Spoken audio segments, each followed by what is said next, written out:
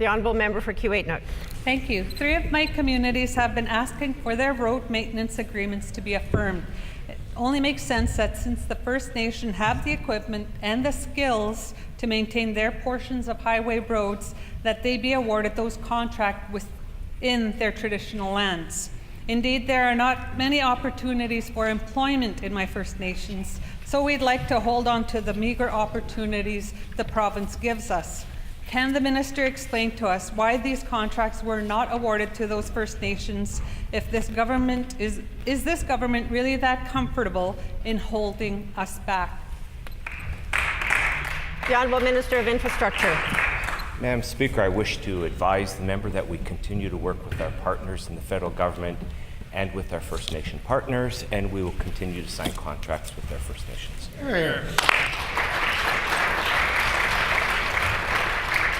The Honourable Member for Kiewitinook on a supplementary question. If only that were true.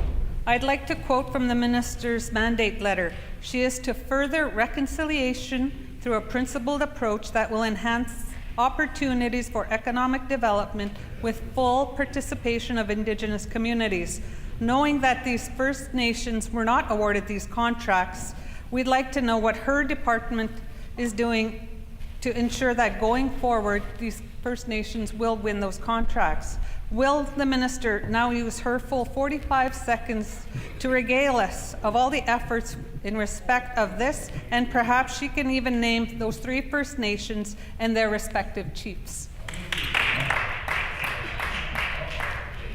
The Honourable Minister of Indigenous and Northern Relations. Well, thank you, Madam Speaker, and I could spend a lot of time naming our First Nations and their chiefs, but I'll take the opportunity instead to congratulate the many chiefs and councils that are newly elected. We've had several elections in the fall season, and we look forward to, we haven't met them all personally, but we look forward to that, and we'll continue the dialogue that we've had in the past and all the issues that they bring forward. Transportation and roads in, as well as economic development, are important to them, and we've had the best discussions. They have not had the opportunity in previous years to discuss these issues with the government in Manitoba.